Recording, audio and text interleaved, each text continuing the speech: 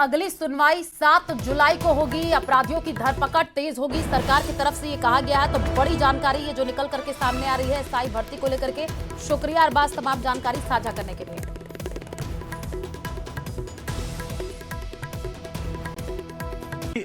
इस भर्ती को रद्द किया जाए या ना किया जाए। जी अरबाज, कशमकश की स्थिति में सरकार है, असमंजस में उन्होंने अभ्यर्थियों को डाल रखा है। देखिए, याचिकाकर्ता के वकील यहाँ पर आ गए हैं। हरेंद्र हमारे साथ हैं। सर, क्या रहा? जी जी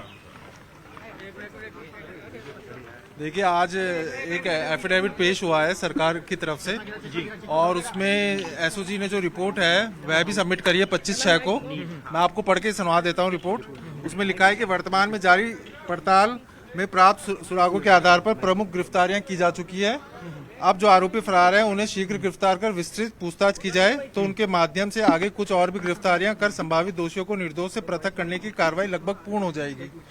हमारी ओर से जांच को और तेजी और प्राथमिकता से बढ़ाया जा रहा है ताकि सभी दोषियों के विरुद्ध ठोस कार्रवाई शीघ्र सुनिश्चित की जा सके। अभी भर्ती को रद्द करने के लिए इसी रिपोर्ट पे जो सब कमेटी की बैठक हुई थी उसने भी रिपोर्ट दी है, और उसको मुख्यमंत्री साहब ने भी उसमें यस बोल दिया है। उस रिपोर्ट में कहा गया है कि अभी भर्ती को रद्द करना प्रीमैच्योर होगा, प्रतिकरण चल रहा है, और जो भी हमने हटाए हैं उन जो भी हटाए हैं 60 लोगों को, उन सीटों को खाली मानते हुए आगामी भर्ती में जोड़ दिया जाए, और जो भी प्रभावित पक्ष है उन्हें एज में रिलैक्सेशन दे दिया जाए। कुल मिला के सारांश ये है कि भर्ती को सरकार रद्द नहीं कर रही है, इसको बहुत जल्दबाजी मान रही है।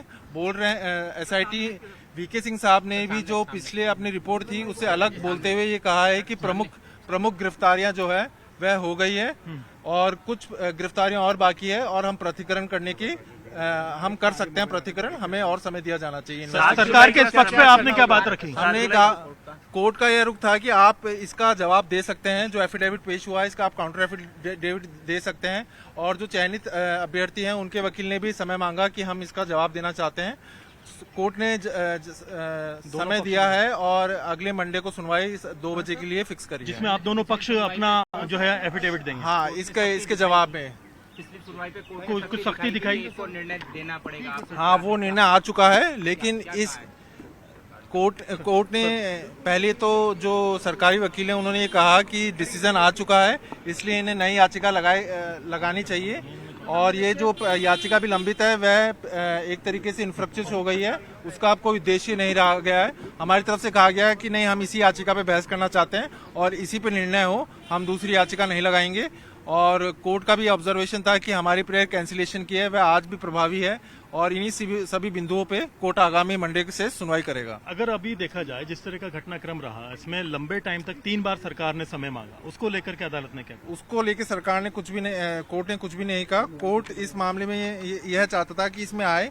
मैं आपको 4 जो अनुशंसा है वो पढ़ के बता देता हूँ। पहली जो अनुशंसा करी है कमेटी ने वह ये करी है कि एसआईटी द्वारा अनुसंधान को आगे बढ़ाया जाए, और फर्जी तरीके से चयनित समस्त अभ्यर्थियों को गिरफ्तार प्रभावी कार्रवाई की जाए, चिन्हित अभ्यर्थियों की सेवा समाप्त की जाए, एवं उन्हें भविष्य में राजकीय भर्ती परीक्षाओं से डिबार किया जाए।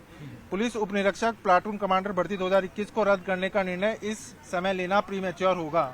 इस भर्ती प्रक्रिया में शामिल अभ्यर्थियों के हितों की रक्षा करने हेतु आगामी नवीन भर्ती परीक्षा में पर्याप्त संख्या में पद विज्ञापित किए जाएं, तथा आयु की पात्रता में छूट देने पर भी सकारात्मक विचार किया जाए। और इस रिपोर्ट पे माननीय मुख्यमंत्री साहब ने भी यस कर दिया है, इसको अप्रूव हो गई है ये रिपोर्ट। तो अभी जांच कब तक पूरी कर लेगी, इसमें कुछ टाइम? उन्होंने एसआईटी ने जो पुरानी रिपोर्ट थी उसमें बदलाव थोड़ा करते हुए, जो भी वो अभी हमारी बहस का है, उन्होंने कहा है कि जो प्रमुख गिरफ्तारियां हैं वह हो चुकी है, और इसमें अब जो भी है प्रतिकरण किया जा सकता है आगामी कुछ दिनों में, तो जो कि बिल्कुल गलत है। क्योंकि मैं आपको बता दूं 12 ऐसे आरोपी हैं जो वांछित आरोपी हैं, जिन पे 1 लाख का इनाम है, और 84 अभ्यर्थी ऐसे हैं जिनके खिलाफ 178(3) में इन्वेस्टिगेशन पेंडिंग रखा गया है।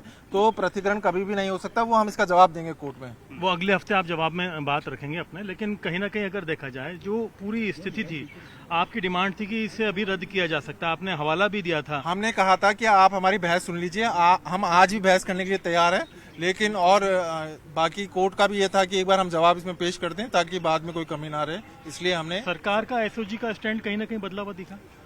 देखिए, मैं इस पर कमेंट नहीं करूंगा, लेकिन हाँ कुछ बदलाव जरूर हुआ है। शुक्रिया।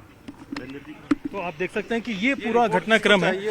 रिपोर्ट को लेकर के हम जो है वो डिटेल में बात करते हैं, जानने की समझने की कोशिश करते हैं। उनसे बातचीत करने की कोशिश करूंगा। क्या आपको लगता है कि अदालत आपकी बात से संतुष्ट थी पूरी तरह? देखिए, अभी तो अगले मंडे से सुनवाई पूर्ण रूप से होगी जो भी है। लेकिन काफी तैयारी के साथ आप आज पहुंचे थे कि अदालत जो पक्ष रखेगी सरकार, लेकिन सरकार ने स्पष्ट कर दिया कि हम अभी रद्द नहीं कर सकते। जो एफिडेविट आया है उसका हम काउंटर देंगे, उसके लिए हमें समय चाहिए था और वो समय दिया है कोर्ट ने, और अगले सोमवार से सुनवाई होगी। एफिडेविट में जो कारण दिए गए हैं उससे कितने संतुष्ट हैं आप? हम बिल्कुल भी संतुष्ट नहीं है, हम इसका जवाब कोर्ट में रखेंगे। कई चीजें आप बता रहे हैं कि ऐसी कही गई है कि सभी लोगों की गिरफ्तारी हो चुकी है, जबकि आप बता रहे हैं और भी लोग। प्रमुख गिरफ्तारियां उन्होंने कहा है हो चुकी है, जो कि बिल्कुल गलत है। 12 आरोपी ऐसे हैं जिन पे 1,50,000 का इनाम है, जो वांछित अपराधी हैं।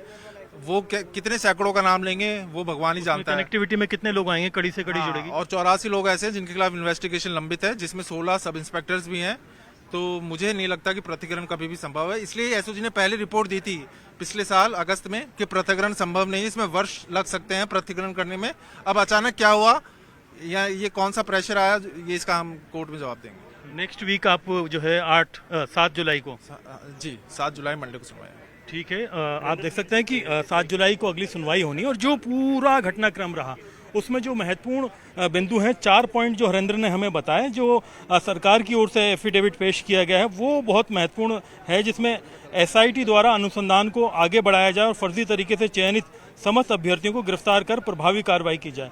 दूसरा जो पॉइंट था, चिन्हित अपेक्षित अभ्यर्थियों की सेवा समाप्त की जाए और उन्हें भविष्य की जो राजकीय सेवाओं से डीबार किया जाए। तीसरा पॉइंट था, पुलिस उप निरीक्षक प्लाटून कमांडर भर्ती परीक्षा 2021 को रद्द करने का निर्णय इस समय लेना प्रीमेच्योर होगा। चौथा पॉइंट था कि इस भर्ती प्रक्रिया में शामिल अभ्यर्थियों के हितों की रक्षा करने हेतु आगामी नवीन भर्ती में पर्याप्त संख्या में पद विज्ञापित किए जाएं और आयोग की कमेटी ने रद्द नहीं करने की सिफारिश की है, ये भी जानकारी निकल करके सामने आएगी। देखिए, रद्द नहीं करने की बात सरकार ने न केवल सिफारिश की बल्कि कह भी दिया अदालत के अंदर स्पष्ट तौर पर कि अभी इसको प्रीमेच्योर सिचुएशन में, जैसा आपने देखा कि शुरुआत में ही हमने कहा था अपने पूरे लाइव के दौरान, और शब्द से वही चीज़ें जो हैं अदालत के इस फैसले के अंदर भी मौजूद हैं। आप देख सकते हैं कि हमने बताया था कि ड्यूरिंग इन्वेस्टिगेशन चीज़ें कितनी अभी इमेच्योर हैं, इस वजह से अभी फैसला लेने में दिक्कत होगी और बाद में फिर आगे जाकर के कहीं ना कहीं नेक्स्ट हियरिंग में चीज़ों को सुरक्षित कर फिर बाद में बातें जो है की जा सकेंगी, डिस्कशन किया जा सकेगा। अभी दोनों जो पक्ष हैं इन्हें जो है टाइम दिया गया है कि राज्य सरकार की ओर से जो एफिडेविट दिया गया है इसका काउंटर एफिडेविट दें।